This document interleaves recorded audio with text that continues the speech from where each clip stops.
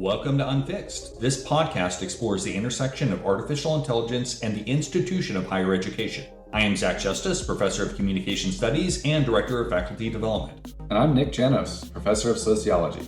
We are employees of Chico State, and we will discuss some of our work, but this podcast is not affiliated with Chico State, and the views expressed here are not representative of the university.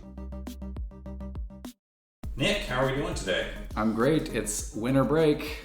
And that means it's the end of the year, so we thought we would do a 2025 year in review, AI and higher ed. Sounds awesome. Let's do it. Yes, what a year it has been. So we've got 5 main stories and then a couple of things that we think are percolating for 2026. Do these one at a time. So our first big story, big theme of the year is what we're calling From Cheating Panic to Credential Crisis. So the sort of inciting article or moment for this was that viral Intelligencer article from the New Yorker magazine. Everyone's cheating their way through college from May. Article's trash. You can read our takedown on the website. link in the show notes.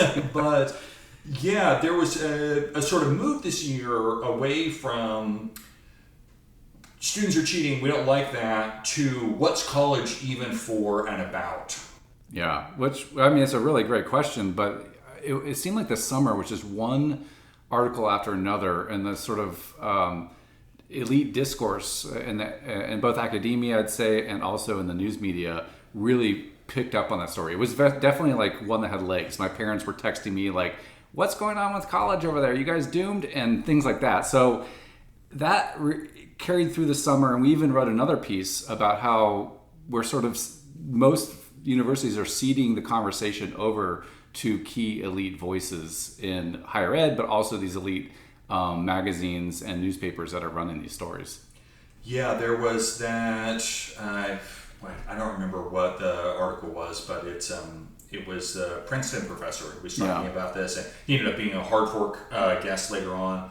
And he sort of said the quiet part out loud one time when he's being interviewed, and he's talking about the adjustment that institutions are going to have to make. And he says, like, well, Harvard and Caltech and Princeton, we aren't really going to change, but all these other colleges are going to change. And we cited that in the elites piece because it was this real telling moment where it's like, these people aren't thinking about us that are teaching the vast majority of people in state schools, trying to make this work. They're just thinking about themselves in their own little bubble, and they're sort of acknowledging that they're in a bubble. Yeah.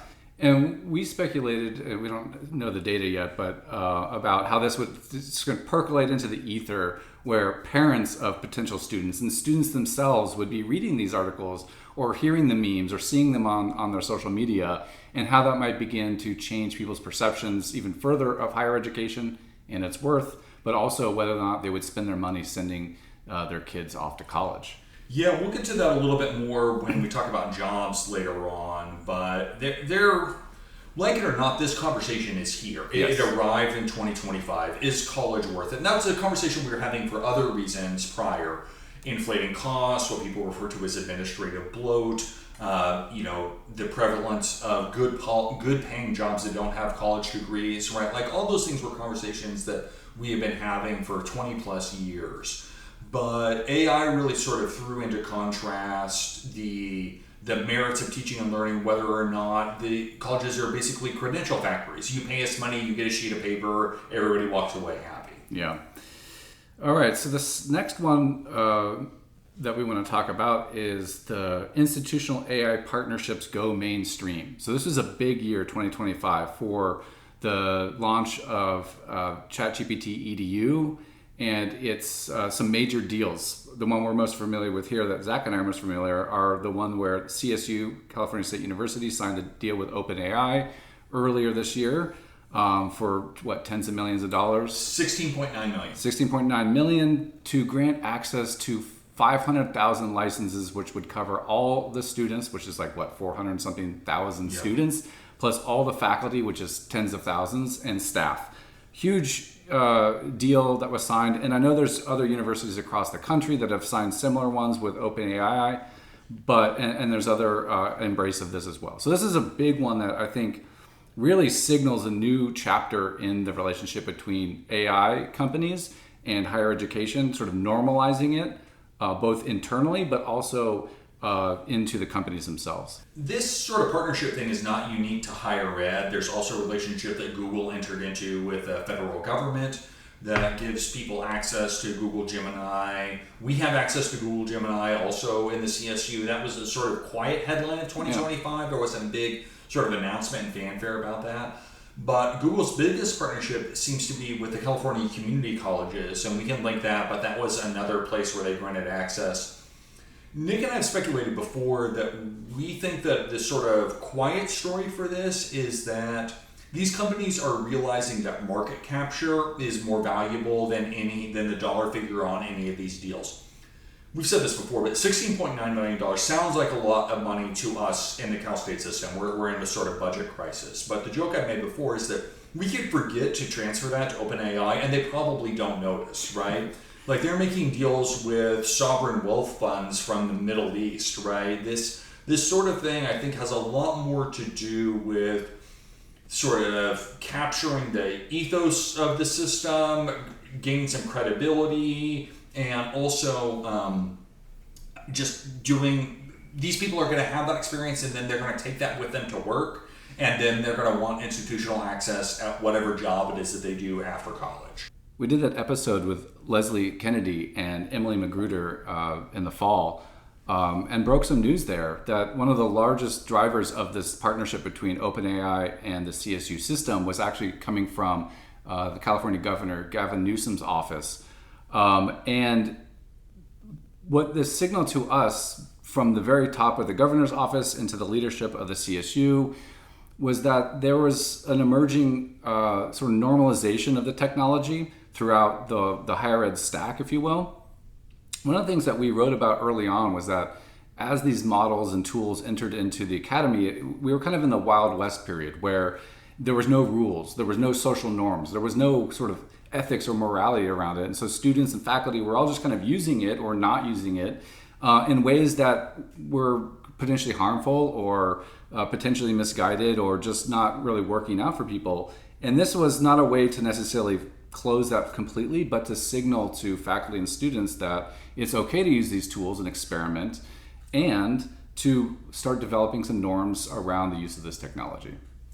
One of the reasons why we entered into this partnership in the CSU was equitable access, because you have to pay to use a lot of these things, and that was something that Leslie really emphasized, was we want to make sure that everybody has access. And I appreciated that point. I don't think I thought enough about it at the time that the deal was made, because you and I have talked about the new digital divide with this, about internet access, but also about if you're paying for a couple of these subscriptions, now that's as much as your phone bill is. Mm-hmm.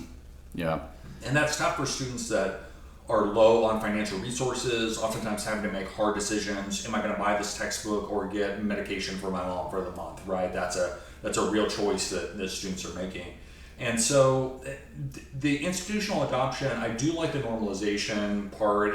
It's allowing us to have different conversations institutionally, but it's also helpful in that it does level the playing field for students. And if you choose not to access those tools, okay, you choose not to access those tools. But I'm real sensitive to the low income, low financial resources of lots of our students. And so I've really sort of come to appreciate that part of that deal, even if there are problems with it from the top to the bottom. Yeah, and so listeners, if you're not familiar, part of the deal in the product that the CSU bought or signed an agreement for is the EDU model, which the big selling point here for universities and higher ed is that the things you put into the LLM or into ChatGPT are not used to train the models. And so it allows researchers to put in the things they're working on, their sensitive research data.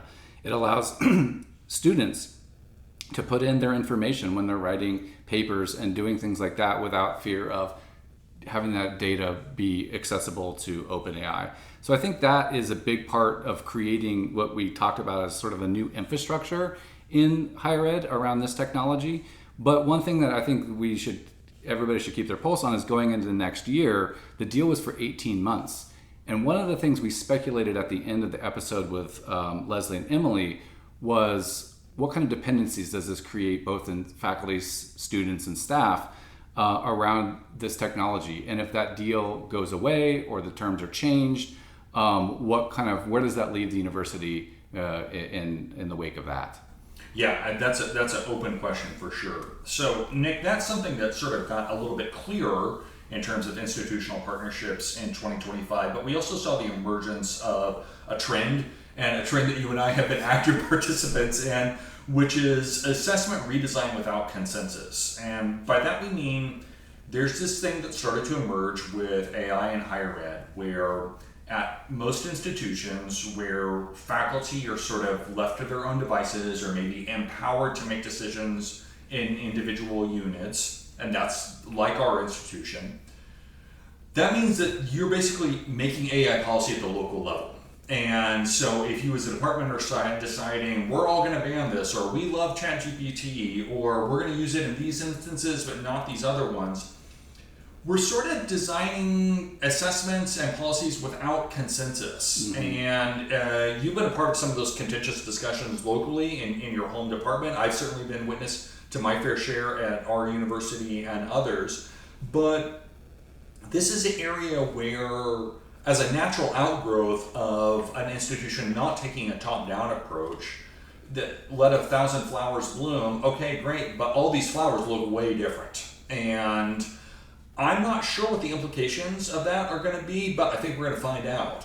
Yeah, I think that's it actually reinforces a Wild West kind of dynamic again, like a new one, where the tools are more legitimate, but now we're kind of just like every little village or whatever is kind of doing their own thing. And I would add on to that, it's like assessment redesign without consensus, but sometimes it's even without consent. And there's a lot with the experimentation. For example, I had a class this year, I'll just be transparent about that, where a student said, I don't know if I feel very comfortable using ChatGPT in the assignment because of these ethical things, and they listed them out for me. So it was a great opportunity to talk with that student, to work with them on an alternative assignment, to really think about the tool and technology. But it's all new, and not everybody is on the same ethical and moral plane as everyone else. So I think that's something also to work or to look out for in the coming year. But it's kind of a mess out there, and learning outcomes, it's really hard to measure these things. My students report of like, we love doing these assignments. I know there was one student that doesn't, but most of my students say this is such a really interesting and refreshed way to learn, but I don't know what the product is at the end of that. I don't know what they're learning. Yeah, and this goes back to one of the very first things that we wrote about assessments, where the assessment of student learning, it's not like we were particularly good at it before this rolled out. It sort of scrambled some of that sense. But the inconsistency across campuses, we're going to have to resolve that at some point, or at least come to some sort of shared understanding. It's real early days, but I don't want to get into irresponsible speculation quite yet, but I do think that we're going to start to see some institutions institute some global norms, mm-hmm. and others be a white-hot mess. Yeah. And I would love to think that we're going to at least arrive at some sort of shared understanding. I know that people on our campus are working on that right now, yes. But it's a tough puzzle to solve. Yeah, and the last point I'll put on that is that we've been, in the workshops I lead for redesigning curriculum, we actually include a module that is a conversation about rethinking grading, because I think a lot of these new kinds of assignments, new kinds of assessments, activities are maybe going to necessitate rethinking the traditional A through F letter grades. Because when you're doing things that are not just like quantifiable, like an exam and testing, or you're not having like this sort of platonic college essay that you're sort of holding up and saying, hey, how well did you meet this kind of expectation? The grading actually gets really messy and complicated, but it opens up all sorts of inequitable things around, well, if Zach is really stringent on certain things and I'm giving everybody A's, or vice versa, it can lead to a lot of inconsistencies within departments, within programs, in terms of how assessment is actually taking place. Is that how you're already done with grading this year, or is it you just gave everybody A's? Yeah, I just gave everyone A's. Yeah, so like easy. Why didn't I think about this years ago? The other part of this grade, it's equitable. It's equitable, yeah. You erased the equity gaps in your class overnight, Nick. I had Congratulations. I did flip a coin though. It's like give everyone an A or everyone an F, and thankfully it landed on tails, and everyone got an A. Okay, yeah, but that's going to even out, and then your grades are going to be perfectly normalized, C average, right? Yes. All right, Nick, we have other stories from the year to get to. What's up next? Faculty stratification and governance problems. Ooh. Yeah, I'm going to leave the room for this. This is ugly. So now that we're 3 years into this big technological upheaval, the battle lines, I guess, are sort of more clear than they've ever been, particularly around those who are embracing, experimenting with the technologies, and those that are fundamentally opposed or at least highly skeptical of these technologies. There's lots of fissures forming and becoming clear. We've written about that a couple times. And spoke on this podcast about the sort of fight disposition. But this also, we're seeing changes in faculty work and workloads as people become more efficient, or people are saying, oh, I'll do that because they can use these tools and others not. We've spoken and written about the impacts on retention, tenure, and promotion, both people doing a lot of labor to justify why they should continue their job, but also the reviewers of faculty using the tools or not to review their colleagues, and the amount of sort of labor that goes into that. So there's a lot changing in the space about how we govern the higher education that the tools are exposing that are sort of broken, where there is inequities, and there's going to be differences. And we've talked about this way back in some of our early writing around, just think about two faculty members. One uses these tools and is extremely productive. They're publishing, they're speaking, they're redesigning their classes. And someone who's saying, you know what, I'm not going to use these tools, and is having a struggle to get published and to do the things that's required to continue on in their career in their position. That is a good callback. It's making me think to some of the very earliest writing that we did about institutional commitments, the fight disposition, all those sort of pieces. One thing you put your finger on late this year, there was this current affairs article, again, we'll link that in the show notes, that we thought sort of solidified some of the fight disposition in a way that we hadn't seen before. I didn't really like the article because there wasn't anything new there. They were just sort of, it was the greatest hits of AI doomerism and resistance. Yeah. But it sort of put all those pieces into one article, in my mind, for the first time, and sort of laid out, here are all the reasons why we should be opposed. The thing that was sort of missing was the governance piece. Okay, we're opposed, so what does that mean? I'm sure they would advocate for ending the partnerships. I think the author was a professor at San Francisco State, and ending the partnership with OpenAI, but there's a lot more to governance than just whether or not you're having an official relationship. And that part was left murky there. Yeah. Well, I think that's one of the things that for people in the fight disposition haven't quite answered yet, from my perspective, is that, well, what do we do about it? If you want to take this seriously, that your position is that we want to ban, limit, or restrict the use of these technologies, I have yet to see anyone map out what that looks like from a governance perspective. What's feasibly possible to implement at a university or even in a department where that position is concrete? I've hesitated to sort of say that out loud in person with people because I'm trying to be conciliatory with different dispositions. But it reminds me of those conversations that people started having in theory circles in the late 90s about sort of critique without alternative. Okay, you can be anti this, or we can be critical of that, but if the goal of critique is just more critique, that's tough to implement in the real world, right? We can be sympathetic to Foucault's idea of like constant investigation and critique. That's an interesting thought experiment. I don't know how you live like that. Yeah. I mean, we all have stuff that we have to do, classes to teach, committees to be on. Well, and also the students are using it. So you ban it. It's not like the technology is going away. I think that is, we don't, look, we're trying to find solutions on a different path, but that's one where we recognize, I think we should all recognize that just the genie is not going back in the bottle. And that's one of the big stories of this year, I think, related to this, is that the technology is already here and is becoming baked into workflows, whether we like it or not.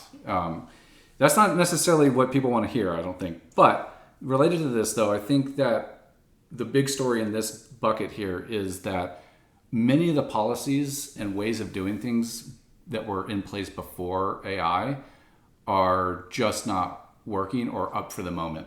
Yeah, they don't apply anymore. They don't cross-reference to this old sort of IT information security, all that sort of has to be not just updated, but we have to see an overhaul for a lot of it. Okay, we're taking too long and it's too depressing. So let's talk about jobs. Yes, yeah. Now let's get to something really promising and uplifting. So Kevin Roose really kickstarted this, from the New York Times, really kickstarted this conversation, I think, in May. We did a special report podcast about this. He called it the AI job apocalypse and said that it was already here. And I'm not sure he's right about that. You can basically find a super well-qualified economist to say whatever it is that you want to hear. Whether it's there's no evidence of that in the data or that's already here. And I don't pretend to know that. I'm not an economist. And the one thing that I've learned about economists is that they're almost always wrong about everything. Apologies to President Steve Perez if he's listening. But yeah, the open question right now is whether we are seeing the sort of hollowing out of entry-level work by AI. And I definitely think there's some evidence that this is true. There's some data evidence that you can see in jobs reports. We're seeing some big employers, especially tech employers, basically stop hiring entry-level workers. And anecdotally, one of my best friends is a senior developer for mobile app developer for healthcare, and he just said, yeah, there's no upside in the immediate to hiring junior developers. Now, maybe that comes around and bites you in the butt, 10 years from now when you're like, we're a lot of senior developers now because we never developed it. We never brought anybody in and upskilled them. But I mean, most people are making those decisions based on quarterly earnings reports, not based on 10-year projections into the future. Yeah. Boy, of all of the topics we've covered, this one really has like a central paradox about how higher ed is positioned in AI, with AI and its relationship to AI. Basically, we're hearing from some sectors that we need to teach our students these skills so they can get jobs. Right. And that's, going back to Governor Newsom, when I listen to him speak, that's what his pitch is. It's like, we signed a deal with OpenAI so all of our students has access to these models to make them competitive in the job market going forward. Right. So that's one framing of it. The other one is, well, what's the point? These students are going to graduate and the AI is just going to be, someone with AI is going to be doing their job for them, or the job that they could have taken is no longer existing. So, I mean, which one is it? Yeah. But we're two camps are basically pitching these two things. I'm sure both of them obviously have their own boosters that are deeply invested in these two visions of the future. But for those of us living in the sort of real world at the university, I don't know how to approach this necessarily with our students to give them an honest assessment of why these tools should be important to them. I think my students do have that anxiety on both sides. Nick, the data bears that out in our student survey and the system-wide student survey, that students have a high degree of anxiety about how this technology is going to impact their viability in the labor market and their job stability in the future. Now, I'm going to plant my flag here that if the choices are what's the point, or we've got to teach these people skills so that then they become viable employees in the future, I'm going to take the second option, and I am going to try and work with faculty as much as I can to do that, because I do think there is value to the institution, and the first one just leads to the hollowing out of the institution. Mm-hmm. And I think that's why it has been especially attractive to people who have been critical of higher ed for years. And you can sort of see rough overlap in that Venn diagram of people who hate higher education and people who think that AI is going to replace all work. And I think there's a little bit of motivated reasoning going on there. Mm-hmm. But I think it's at least worth a shot to think, if we can teach people how to use these tools and develop domain expertise. They're going to be better employees, more viable on the labor market. And maybe you think that's part of your job, maybe you don't. I got tough news for you. If you're working in higher ed, that's part of the job. Yeah. And it doesn't have to be all of the job, but that's part of what we do. And I'll tell you what, in the CSU, if you read the new strategic plan for the entire system as a whole, it is central to what we are framing as this is what we are doing as a larger institution. Yeah. I want to circle back to something that we did over the summer. We interviewed Ray Schroeder about artificial general intelligence. And I think that's looming in the background as well, and producing some of that anxiety around, well, what is really the future here? If the technology's frozen today, what we have now is changing the world already, but there continues to be the possibility of agents and then perhaps eventually artificial general intelligence. That is not something that's going to be resolved anytime soon, but it's certainly there in the background. Absolutely, on the horizon. Okay, and speaking of on the horizon, Nick, this year closes, and as is tradition, a new year begins. That was terrible. And we have 3 stories that we think are going to be big in 2026, and we're going to engage in a little irresponsible speculation about what we think about these. Up first is the constant conversation about AI bubble. Now, Nick, you're a prolific day trader and give people investment advice all the time. Why don't you tell the listeners where they should put their money? Right, no, definitely not. I'm not qualified to put money anywhere, not even into a vending machine.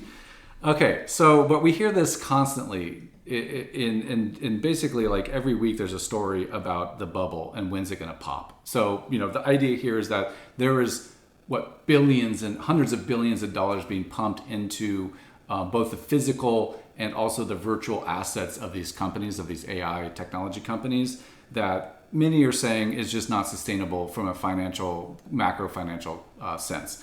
And at some point, the bubble is going to burst. The valuation of NVIDIA does seem outrageous to the fundamentals of the company itself. So what does that have to do with higher ed? Well, part of the speculation here is the AI bubble bursting obviously is going to precipitate a sort of economic downturn, recession, who knows what. Hopefully, nothing like a Great Depression type of thing. That's obviously bad for everybody, not just higher ed. But it doesn't mean that the technology is going away, right? I think that we saw with the .com bubble 25 years ago is that there was the speculation that these new technology companies around the turn of the millennium were getting overvalued, and when they popped, they would just those technologies would go away. Of course, that's not what happened. It's the survival of the fittest, and some of them survived, other ones got bought up. So we're going to see probably shifts if there is a bubble with who owns these technologies, how they're deployed, the business models, as one starting point there. That is one starting point. One of the places that I sort of immediately went to in terms of an immediate impact is I do think that if a bunch of a handful of these companies go out of business, and I think that's inevitable. Much of these companies there's nothing there, right? They're just sort of selling something on a dream and a slide deck. Well, I think one example to put concrete, I think Perplexity is a company that I believe New York Times has sued them, and they're basically almost holding on to toxic assets depending on how that lawsuit plays out. Yeah, there are a lot of these companies that it seems real likely are gonna go away. I don't know if any of the big ones are gonna go. Nick and I aren't tech investors or economists, but I do think that if there's a bubble that pops, whatever the criteria for that is, one of the implications is a bunch of the people that are anti-AI, they're going to think they were right. And I think that's going to make the job a little bit harder in terms of helping people come around to how this is changing teaching and learning. And lots of people use the phrase, the stock market isn't reality. And I think about that all the time. But there are a bunch of people that sort of take it as this is what assigns literal and symbolic value to technologies, products, companies.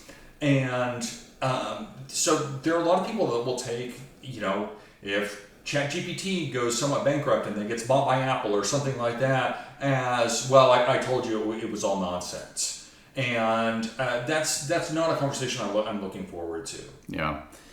Okay, next one, Nick.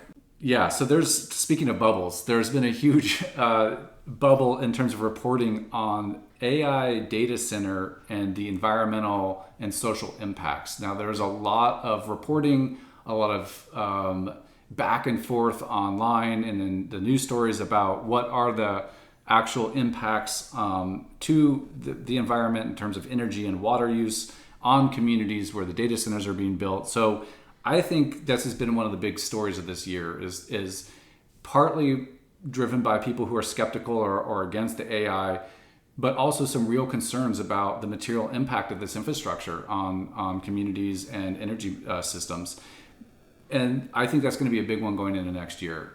My prediction for this one in terms of environmental impacts is I think we're going to get some clarity about this year that we have not had before. There's a journalist recently interviewed on Hard Fork who's really done a deep dive on the water usage issue. It's an interesting listen. I'd encourage people to pay attention. He also runs a blog about it. But I think that we're going to start to get some clarity about this because there is a bunch of nonsense here of people claiming outrageous environmental impacts or no environmental impacts. I think we're going to finally start to understand percentage of electricity usage, the impact on electricity bills, how much water these things are using. And I'm not sure if that's going to come in the form of just public outcry or if governments are going to start to get involved and say, no, you need to actually tell us what is happening and how much power you're using. This bleeds over into the other story, but there's a rising political tide about this, and I do think those things are going to intersect.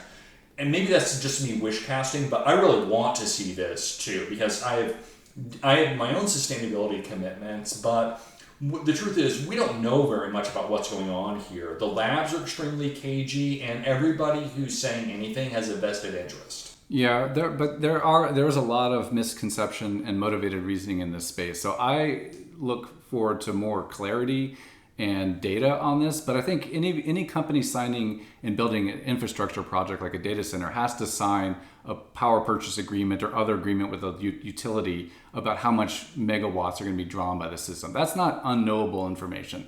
The water usage, again, these are quantifiable kinds of things. I think that there are already a lot of data out there, but what I want to see next year is not the conversation about, oh, this stuff happens, therefore AI bad, but I'd rather us have a conversation about, well, what does this mean if we're going to have these new technologies entering into our lives at a greater and greater pace and speed? How much power could be allocated to that? That's reasonable for communities to also have affordable electricity, to also utilize the technologies that they want to use. The workers, who are the workers? And how many people is going to be employed? How do we get more people in these sectors if they are good jobs, right? So these are the kind of questions I think I want to see the conversation move less from hand wringing into more like, okay, this stuff's here. What aspects of it are going to be subsidized by, governments? What parts are going to be put over to the ratepayers, et cetera, to really have a much more nuanced conversation about it, but productive one. I know we're running long, but I'm just going to say it out loud. The labs have done a terrible job explaining this and selling this to local communities and to the country overall, right?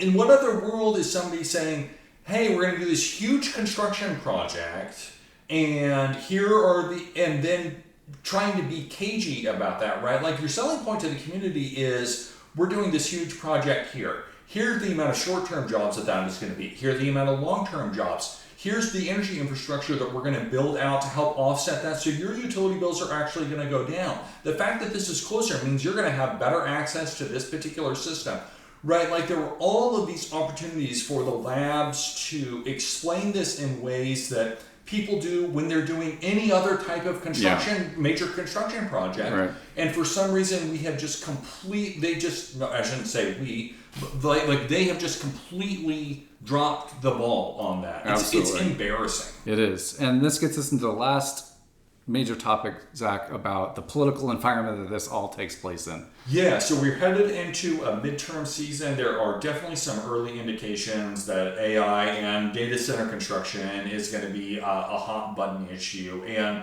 unlike virtually everything else in American politics, this doesn't break evenly along partisan lines. there are loud detractors on the political right and on the political left. So we're going to see people run, maybe not their whole campaign, but it'll be a part of their campaign about a pause in data center construction. That's something that Bernie Sanders has already talked about. Or if you're running to represent a local area, we're going to ban data center construction in my district, right? It's sort of NIMBYism, but for data centers. But that's going to be a political football. And the thing that I'm really curious about is whether it'll sort of create some weird new populist alliance that stretches across the political left and right. Yeah. The only thing I have to say on there is that I hope the conversation is less about, data center, because that it does become sort of like a pejorative. People have been clamoring for this country to build industry for decades now.